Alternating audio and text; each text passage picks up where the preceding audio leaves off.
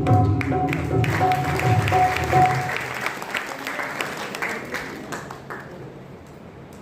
कार्यक्रम में आगरा से समागत श्रद्धेय आचार्य हरिशंकर अग्निहोत्री जी, आज जिनका सम्मान होना है, आज जगत के गौरव बड़े सम्मानित और बड़ी श्रद्धा और भाव और भावनाओं से उन्होंने आज समाज का प्रचार किया है और अभिनंदन कर रहे हैं। आदरणीय पंडित श्री भूपेंद्र जी, उनका हृदय से अभिनंदन है। बहुत काम किया पंडित जी ने, और इनके साथ देवराज जी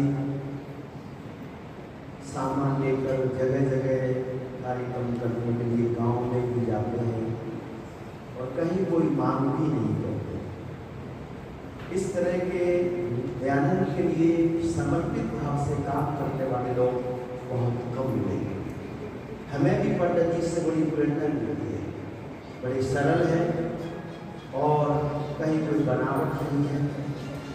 इस समाज का मैं हृदय की गहराइयों से अभिनंदन करता हूँ कि इस तरह की भावना आपके अंतःकरण में आई है। अगर इस तरह की भावनाएं हर समाज में हो जाए तो जो हर समाज का काम करते हैं वो मायूस और बाद में दुखी, उन्हें लगेगा कि हम काम करेंगे, हमारे पीछे लोग खड़े हैं, संभालने वाले, हमें सहारा देने वाले। पंडित जी के लिए एक बार जोरदार तालियों से इस समाज के गौरव और हर समाज की शान और बहुत उदार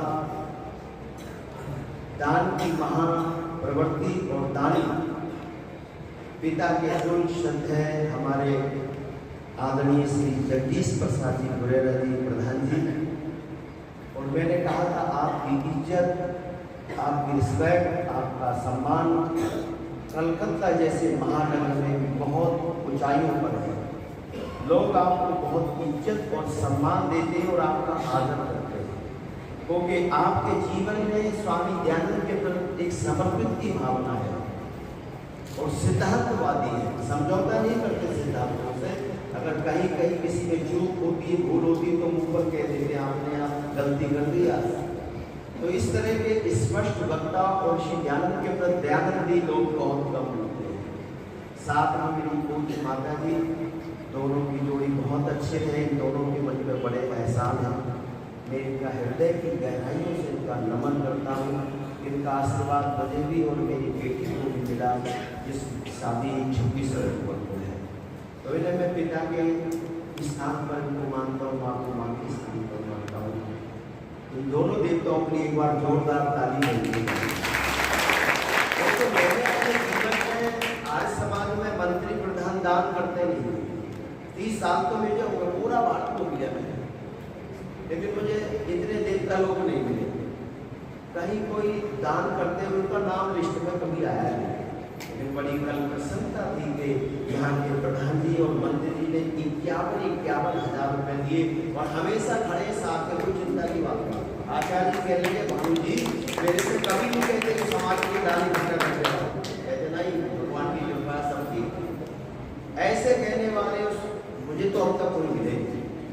हमारे मंत्री जी, कोषाध्यक्ष महोदय और यहाँ के समस्त अधिकारियों का मैं हृदय की गहराइयों से धन्यवाद करता हूँ। अपने आप में जो बड़े विद्युतशाली जिनका जीवन रहा है, हमारे हरीश सिंह जी सैनी साहब, इतनी अवस्था में भी उनमें तड़प है, लगन है, दयानंद के प्रति उनकी बहुत भावनाएं हैं। इस तरह के लोग पॉलिटिक्स में बहुत कम नजर आते हैं, उनके लिए भी एक बार मैं चाहता हूँ जोरदार तालियों। इस समाज के सहयोग विद्वान बहुत मिलनसार पवित्र जिनका जीवन है, जो आज समाज के लिए समर्पित भाव से काम करते हैं और जिनका प्रेम इसमें लोगों के हृदय को जीतता है। मैं इनके व्यवहार से बहुत प्रभावित हूँ। इनका व्यक्तित्व, इनका अपनापन बड़ा कचोटता है। जब अलग होते हैं तो इनकी याद भी बहुत आती है, तो बीच बीच में फोन भी इनको करता रहता हूँ और पूछता रहता हूँ समाज के लोग सब ठीक है, क्योंकि आप लोगों का समाज एक आर्य समाज, एक आदर्श आर्य समाज है। इसका नाम आदर्श नगर नहीं है, ये खुद अपने में आदर्श आर्य समाज है। और मैं बहुत जगह आपके आर्य समाज की आपकी चर्चा भी कर देता हूँ, इसलिए करता हूँ कि इन लोगों में भी कोई प्रेरणा है, लोगों में भी कुछ अपनी मलियल सड़ियल सोच में जी रहे हैं। अरे आगे बढ़कर देखो कि आज समाज लगता है कि जैसे खिलता हुआ एक पुष्प है, जगमगाता हुआ एक उपवन है, और जैसे हमारे सरदार भाइयों के गुरुद्वारे चमचमाते लोग सेवा से उसको मांझ के ऐसे रखते हैं जैसे बर्तन मांझ के रखा हो, तो चमक रहा हो। इसी तरह से आज समाज मालटाउन भी चमकता है, जगमगाता है। और ये विशेषता गुरुकुल के समस्त आचार्य वर्ग, वहाँ के पढ़ने वाले सभी कर्मचारी जन, इस हाल में बैठे सभी पूजनीय वंदनीय, मैं सभी का हृदय से धन्यवाद करता हूँ। भक्ति शक्ति, श्रद्धामयी मातृशक्ति, पवित्र आत्माओं, आइए कुछ विचार, कुछ भजन आपके सामने है और आपके बीच में रहे। बहुत अच्छा लगा। मुझसे पूछा आपको दुख है, कोई कष्ट हुआ या कोई परेशानी? तो मैंने एक परेशानी बहुत हो रही है। बोले कौन सी? मैंने एक परेशानी तो यहाँ बहुत हो रही। बोले कौन सी? मैंने कहा आप लोगों से बिछड़ के जाएंगे तो आप लोगों की याद बहुत आई, ये परेशानी हो है। इसलिए इस परेशानी के लिए जोरदार ताली बजाओ। वो जिंदा हो गया, भाईजान बच गई। लेकिन यहाँ तो लग रहा था ये 5 दिन का नहीं 25 दिन का प्रोग्राम बना है। कोई दिक्कत नहीं थी, कोई परेशानी नहीं थी। भाई राजेश जी हमारी सेवा में लगे रहे, भोजन वाले बेचारे, ये सब भाई बड़े प्यार से भोजन कराते रहे, कोई तकलीफ नहीं। आप लोग सोचते हैं, कुछ लोग एसी में सोते हैं, बढ़िया गद्दों पर सोते हैं, और भजनोद्देश्य विद्वान सोते हैं तो ऐसे ही घूमते रहते हैं और डाल देते हैं। एक जगह में नाम नहीं लूंगा, वहाँ पर ऐसे गद्दे पे मैं आचार्य सोमदेव की लेके रात को नींद ही नहीं, सपने आए जब आंख बंद करने लगे मर्दा मुर्दा पड़ा सामने। तो मैंने सुबह पूछा से मैंने भाई रात को नींद नहीं आई, ये गद्दे किस कंपनी के थे, कहाँ थे? बोले गद्दे इन्हीं पर 3-6 महीने आदमी सड़ के बनाए। तो उसके घर वाले दे गए। तो मैंने तो भैया हम ही रहे, वो मरे हुए आदमी के गद्दे हमारे नीचे बिछाए। आचार्य जी भी रात में बैठे रहे, मैं भी बैठा रहा। तो मैंने कहा भैया आप तो दरी पे सो सकते, पर ये गद्दे उठा कर भी। कुछ लोग ऐसे भी, लेकिन आज समाज मालटाउन में ये भावना है, हर रूम में एसी लगा रखी है। हमने चाहे प्रयोग नहीं किया, लेकिन सब सुविधाएं यहाँ पर रही। यहाँ के समस्त लोगों का हृदय की गहराइयों से साधुवाद और अभिनंदन करता हूँ। जीवन जियो तो अच्छे से जियो, वरना कितने आए और कितने चले गए।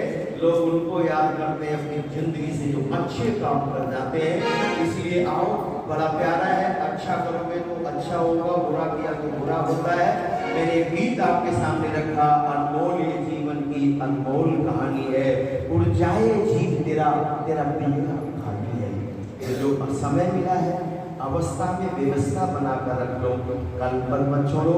एक गीत सुनो और एक छोटी सी कथा मार्मिक, जिसकी घरों में बड़ी जरूरत है। समय के अनुसार रखता हूँ कि कर ले भला होगा भला, अंत भला है, बस यही संसार में जीने की कला है।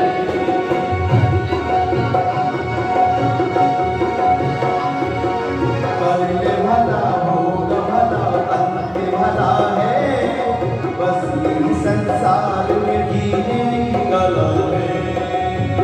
प्राणी रे प्राणी रे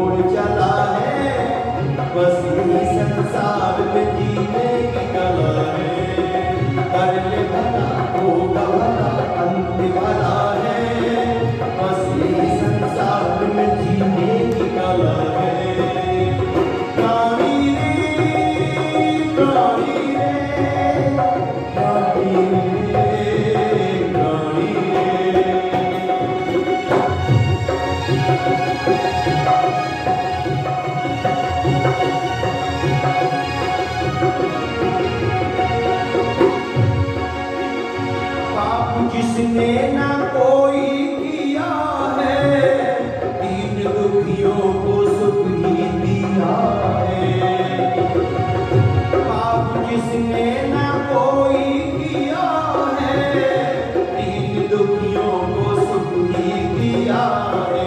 उसका यहाँ जीवन हरे हरा भरा है, बस ये संसार में जीने की कला है। कर्म भला होगा भला, अंत भला है, बस ये संसार में जीने की कला है। प्राणी रे प्राणी रे प्राणी रे प्राणी रे,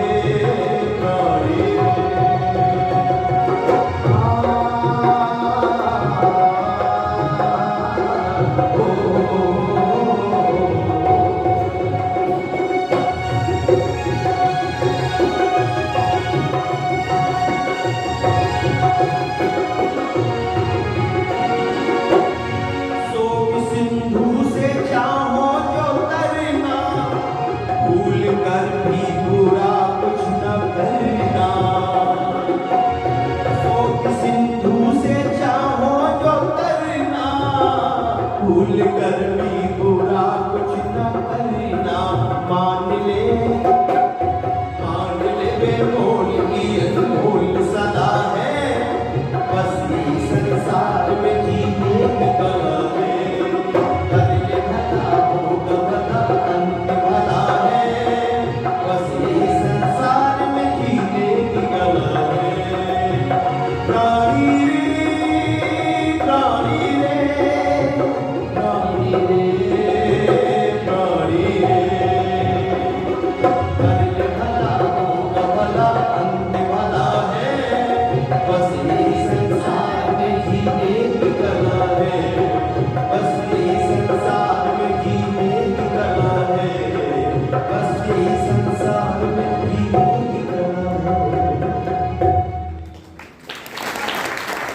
ऋषि ज्ञानजी ने एक बड़ी छोटी सी पुस्तक लिखी है और उसका नाम लिखा है पंच महायज्ञ विधि।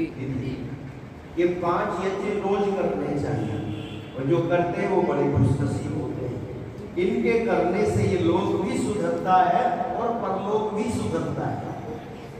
इसलिए इस जीवन से अगले जीवन की व्यवस्था तो हम कर लें। तो ऋषि ने बड़े सुंदर भाव दिए हैं।